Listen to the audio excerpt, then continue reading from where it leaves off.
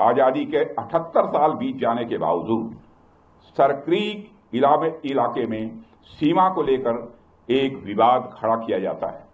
जिस तरह से हाल में पाकिस्तान की फौज ने सरक्रीक के सटे इलाकों में अपना मिलिट्री इंफ्रास्ट्रक्चर बढ़ाया है, वह उसकी नीयत बताता है। सरक्रीक इलाके में पाकिस्तान की ओर से कोई भी हिमाकत की गई तो उसे ऐसा करारा जवाब मिलेगा कि इतिहास और भूगोल दोनों बदल जाएंगे। मेरे साथियों, यहां किसान हल की पूजा करता है, लोहार अपने औजारों के सामने खड़े होकर हाथ जोड़ता है, विद्यार्थी अपनी पुस्तकों को अपने मस्तक से लगाता है।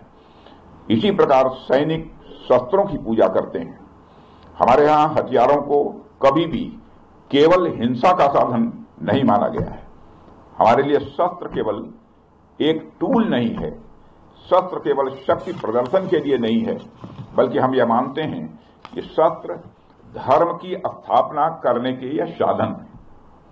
इसलिए भगवान श्री राम ने अपने धनुष से अधर्मी रावण का वध किया और मां दुर्गा ने अपने शस्त्रों से असुरों का संहार किया। भगवान कृष्ण के सुदर्शन चक्र ने अधर्मियों को समाप्त किया।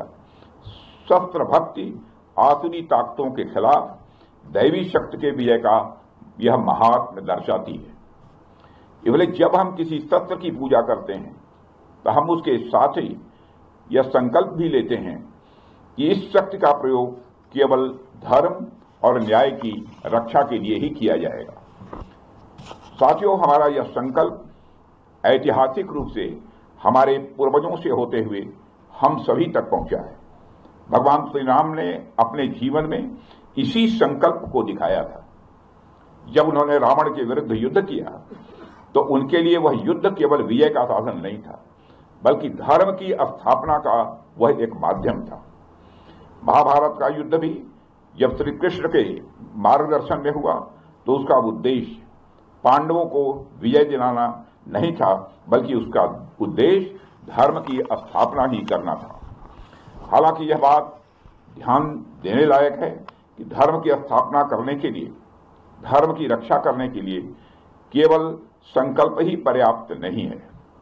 संकल्प के साथ साथ शक्ति भी यह आवश्यक है, और वह शक्ति शस्त्र के माध्यम से ही प्रकट होती है।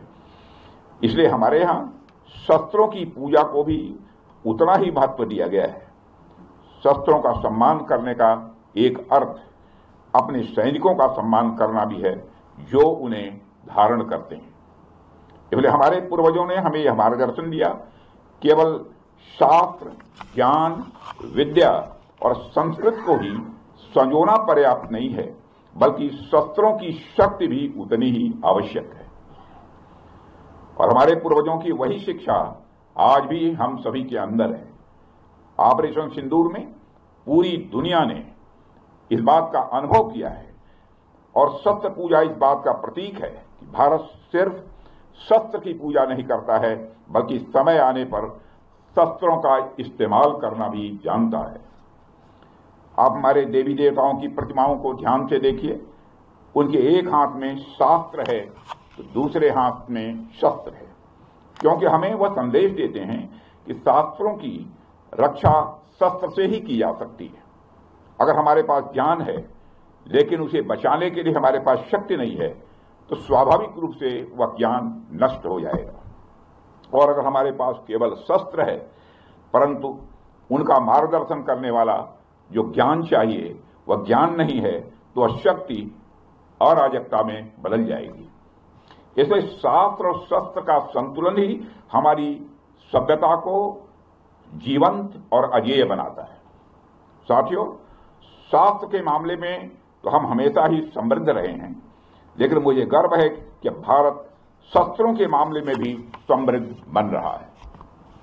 आज अपने आत्मनिर्भर भारत के संकल्प के कारण भारत शस्त्रों का सिर्फ कंज्यूमर ही नहीं, शस्त्रों का केवल उपभोक्ता ही नहीं, बल्कि मैन्युफैक्चरर और एक्सपोर्टर भी बन रहा है। साथियों, शस्त्रों की पूजा का यह दिन केवल हमारे व्यक्तिगत जीवन तक सीमित नहीं है, बल्कि हमारे राष्ट्रीय जीवन से भी गहराई से यह जुड़ा हुआ है। जब एक राष्ट्र के रूप में हम अपने शस्त्रों का सम्मान करते हैं तो हम केवल हथियारों का नहीं बल्कि हम अपनी सामूहिक शक्ति, अपनी सुरक्षा और अपनी स्वतंत्रता का भी सम्मान कर रहे होते हैं। भारत जैसे विशाल और विविधता से भरे राष्ट्र के लिए शस्त्रों का महत्व और भी बढ़ जाता है, क्योंकि हमारी सीमाओं पर जो चुनौतियां हैं उनका स्वरूप कभी आसान नहीं रहा है और ये चुनौतियां भी अलग अलग तरीके से आती हैं। उत्तरी सीमाओं पर भी स्थितियां चुनौतीपूर्ण हैं। पश्चिमी मोर्चे पर भी आतंकवाद का खतरा निरंतर बना हुआ है और हिंद महासागर में भी नई नई रणनीतिक परिस्थितियां बन रही हैं। कभी ये चुनौतियां बाहरी आक्रमण के रूप में सामने आती हैं, कभी आतंकी संगठनों के रूप में आती हैं और आजकल तो साइबर वार और इंफॉर्मेशन वार के रूप में भी चुनौतियां आ रही हैं। साथियों, इस शस्त्र पूजा पर हमें यह भी ध्यान रखना है कि इन सभी चुनौतियों का सामना करने के लिए केवल हथियार ही पर्याप्त नहीं है। इसके लिए मनोबल, परस्पर एकता और विश्वास भी उतना ही आवश्यक है और पूरा देश इस बात पर विश्वास करता है कि हमारे सैनिकों के भीतर ये सभी मूल्य विद्यमान हैं और मुझे गर्व है कि हमारी सेनाओं ने बार बार यह सिद्ध किया है कि केवल शस्त्रों की शक्ति पर नहीं बल्कि अपने साहस और अपने संकल्प की शक्ति पर भी विजय प्राप्त करती है। साथियों, आज 2 अक्टूबर भी है। आज विजयदशमी के साथ साथ गांधी जयंती भी है। जब मैं मनोबल की बात कर रहा हूं तो स्वाभाविक रूप से हम सबका ध्यान महात्मा गांधी जी की ओर भी जाता है। वह तो अपने आप में मनोबल के ज्वलंत उदाहरण थे। उनके पास दुश्मन से लड़ने के लिए सिवाय मन की शक्ति के अतिरिक्त और कोई भी हथियार नहीं था। इसके बावजूद उन्होंने उस समय की सबसे शक्तिशाली साम्राज्य को घुटनों पर ला दिया था। फिर हमारे सैनिकों के पास तो शस्त्र भी है और मनोबल भी है और हमारे सामने तो कोई चुनौती टिक ही नहीं सकती है। साथियों, ऑपरेशन सिंदूर के दौरान हमारी आर्म्ड फोर्सेज ने यह दिखा दिया कि भारत की संप्रभुता को चुनौती देने वाली ताकतें चाहे जहां कहीं भी छिपी हों, हम उन्हें ढूंढकर उनका खात्मा करने की शक्ति रखते हैं। दुनिया की कोई भी ताकत हो, यदि वह हमारी संप्रभुता को चुनौती देगी तो भारत चुप नहीं रहेगा। श्री रामचरितमानस में एक चौपाई में भगवान श्री राम ने भी कहा है, देव दनुज भूपति भटनाना, संबल अधिक हो बलवाना, जो रण हमहि पचारे कोई, लड़हि सुखेन कालु किन होई। मतलब वो चाहे कोई भी हो, यदि रण में हमें ललकारे तो हम उससे सुखपूर्वक लड़ेंगे, चाहे वह काल ही क्यों न हो। इसी प्रकार आज का भारत कहता है, चाहे आतंकवाद हो या किसी भी तरह की समस्या, हम सबसे निपटने और जीतने की पूरी क्षमता रखते हैं।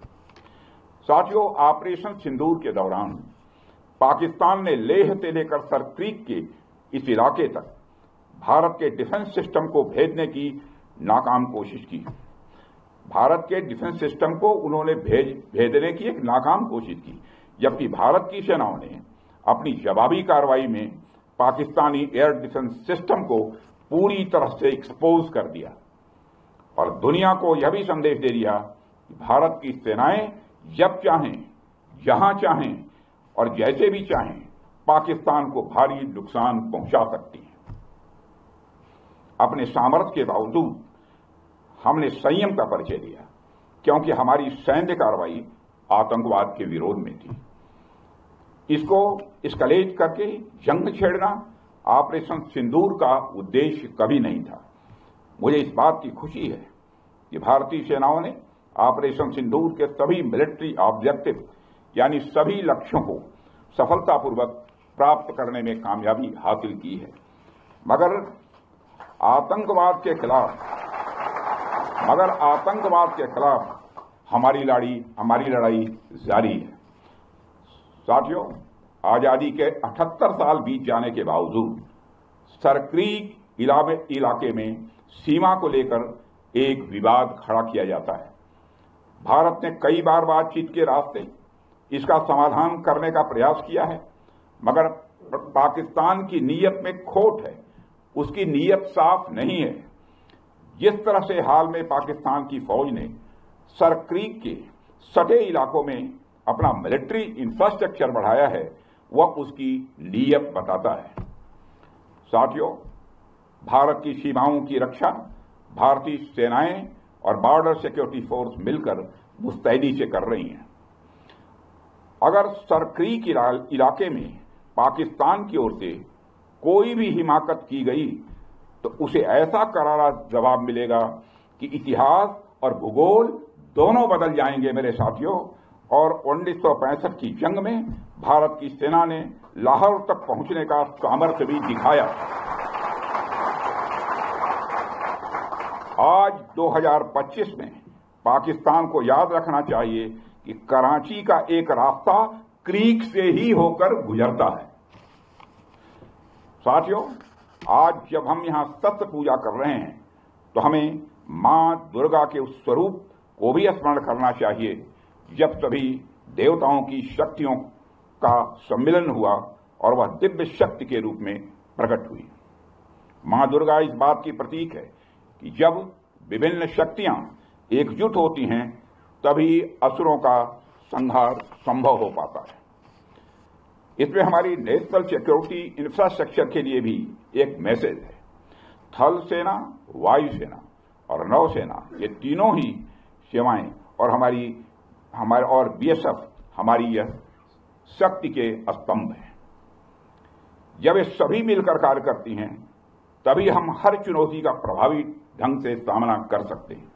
और हमारी सरकार लगातार अपनी सेनाओं के ज्वाइंटनेस पर भी बल दे रही है।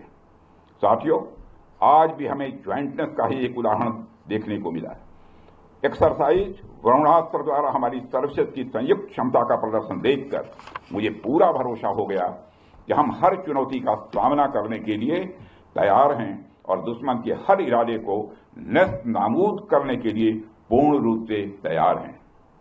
साथियों, यह हमारी सेनाओं का ज्वाइंटनेस ही था जिसने ऑपरेशन सिंदूर को रिकॉर्ड समय में अंजाम दिया था। और मैं आज इस अवसर पर ऑपरेशन सिंदूर की सफलता पर अपने वीर जवानों और अधिकारियों को विशेष रूप से बधाई देना चाहता हूं। आपकी रणनीति, आपका साहस और आपकी क्षमता ने यह साबित कर दिया है कि भारत हर परिस्थिति में दुश्मन को मात देने में पूरी तरह से सक्षम है। मुझे पूरा विश्वास है कि आप सबका साहस, आप सबका शौर्य इसी प्रकार भारत की प्रभुता, संप्रभुता और अखंडता की रक्षा करता ही रहेगा। अंत में स्वस्थ पूजा के इस अवसर पर मैं मां दुर्गा से ही प्रार्थना करता हूं कि वह हमारे शस्त्रों को सदैव धर्म की रक्षा के लिए प्रेरित करे, हमारे सैनिकों को असीम शक्ति और वह साहस प्रदान करे ताकि वो इसी तरह अधर्म और आसुरी शक्तियों के नाश के लिए काम करते रहें और इस राष्ट्र को अजेय और अभेद्य बनाए रखें। और साथ ही मैं आपकी, आपके परिवार की और परिवार के सभी जनों की विजयादशमी के इस शुभ अवसर पर अच्छे स्वास्थ्य और सदैव उन्नति की कामना करते हुए और आप सभी को पुनः विजयादशमी के पावन पर्व की हार्दिक बधाई देते हुए अपना निवेदन समाप्त करता हूं। बोलिए भारत माता की जय, भारत माता की जय, भारत माता की